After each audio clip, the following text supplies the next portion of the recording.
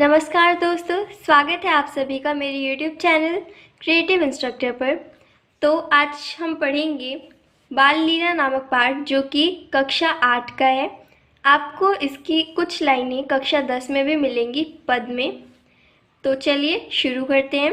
इस पाठ में प्रस्तुत पाठ में यह बताया गया है कि माता पिता को अपने बच्चों के प्रति वात्सल्य होता है। तो हमारा चैप्टर ये दिया हुआ है पूरा बाल लीला। ये कृष्ण जी की बाल लीलाओं पर आधारित है। तो हमारे पहली पंक्तियों में दिया हुआ है कि सूरदास जी ने इसमें बताया हुआ है और इस पाठ के लेखक है सूरदास जी। सूरदास जी ने इन पंक्तियों में श्री कृष्ण की बाल लीलाओं का अद्भुत और मनोरम वर्णन किया है। तो हमारी पहली लाइन है, किलकत कहाँ घुटुरवनी आवत। किलकत कहाँ घुटुरवनी आवत का मतलब है श्री कृष्ण नंद बाबा के स्वर्णिम और मड़ियों से जड़ित आंगन में खेल रहे हैं। घुटुरवनी का अर्थ होता है घुटनों के बल। घुटनों के बल।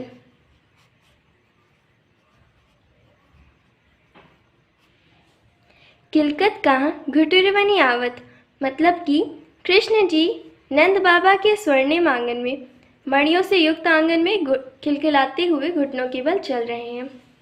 मणिमय कनक नंद के आंगन बिंब पकरीबे घावत, जिसका अर्थ है अपने मन में वो कनक यानी कि स्वर्ण। कनक का अर्थ होता है सोना। मणिमय कनक नंद के आंगन यानी कि नंद बाबा की स्वर्णिम और मणियों से युक्त आंगन में बिंब पकरीबे घावत यानी कि अपनी परछाई को पकड़ने के लिए दौड़ रहे हैं। बिंब का अर्थ होता है परछाई। घावत का मतलब है दौड़ते हैं।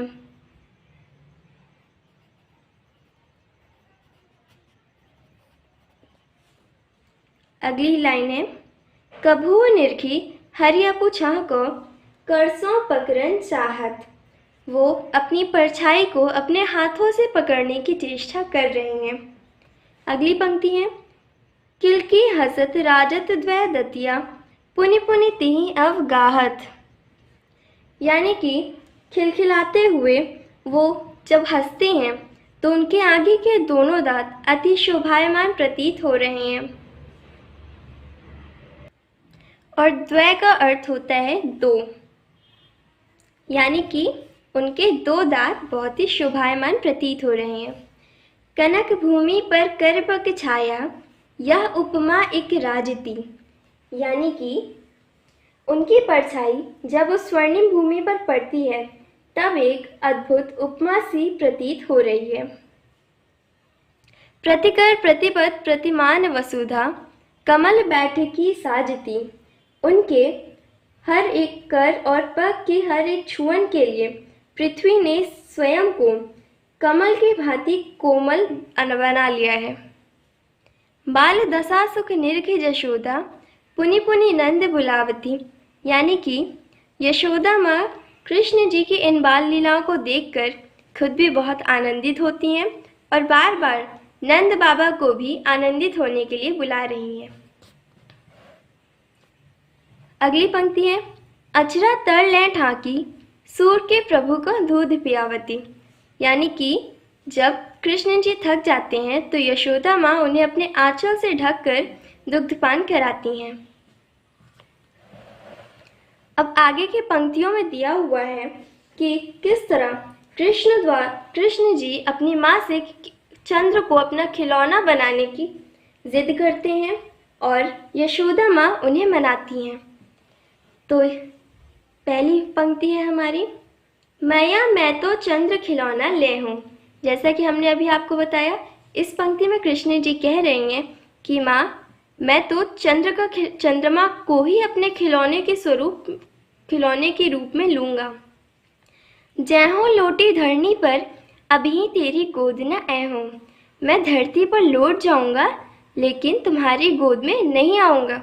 ना ऐहों का मतलब होता है नहीं आऊँगा, लहों का मतलब होता है लूँगा। सुरभि को पे पान न करे हों बेनी सिर न गुहे हों। सुरभि का अर्थ होता है गाय, मतलब कि मैं गाय का दूध भी नहीं पीऊँगा। बेनी सिर ना गुहै हूँ और अपने बालों की चोटी भी नहीं करवाऊँगा। गुहै हूँ मतलब गुहाऊँगा।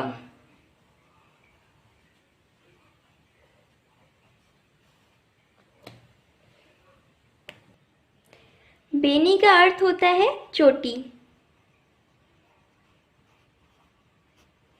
फिर है हवैहो पूत नंद बाबा को तेरो सूत न कहे हूँ, मतलब कि फिर मैं केवल और केवल नंद बाबा का पुत्र कहलाऊंगा, तुम्हारा पुत्र नहीं कहलाऊंगा। कहो मतलब कहलाऊंगा।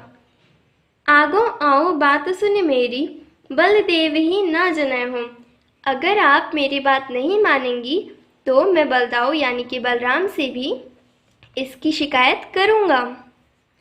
हंसी समझावते कहती जसोमती, नई दुल्हनिया तय हो, मतलब कि यशोदा माँ हंसकर उन्हें समझाती हैं। जसोमती का अर्थ होता है यशोदा। नई दुल्हनिया दे हो कि इसका अर्थ है उनके कहने का कि मैं तुम्हें चंद्रमा का खिलौना तो नहीं दिला सकती, लेकिन मैं तुम्हें नई दुल्हन दिला सकती हूँ। तेरी सौ मेरी सुनी मैया, अभी विहान जय हूँ, मतलब कि अब कृष्ण जी कहते हैं अपनी माँ से कि मेरी बात सुनो माँ, अब तुम मेरी सौगंध लेकर कहो कि कल ही मेरी दुल्हन लेने विहान जाओगी, यानी कल ही मेरी दुल्हन लेने तुम जाओगी।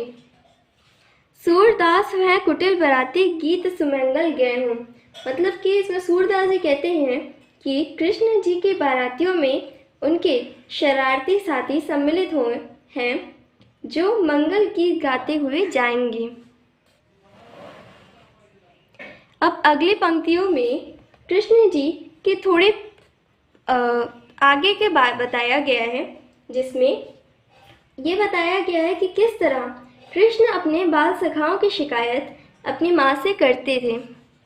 तो इसमें पहली पंक्ति है, मैया होना चरैहो गाय, यानी कि माँ मैं अब तुम्हारी चाय गाय नहीं चराऊँगा। सिगरे ग्वाल घिरावत मौसो मेरे पाई पिराई, क्योंकि सारे ग्वाल मुझे घेर लेते हैं और मुझे दौड़ाते हैं, जिससे मेरे पैरों में दर्द हो जाता है।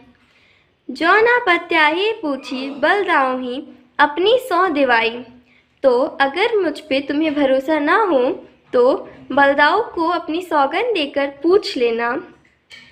यह सुन माई जशोदा ग्वालिनी गारी देती रिसाई, यह सुनकर माँ यशोदा बहुत ही क्रोधित हो जाती हैं और वो सभी ग्वाल वालों को गाली देने लगती हैं।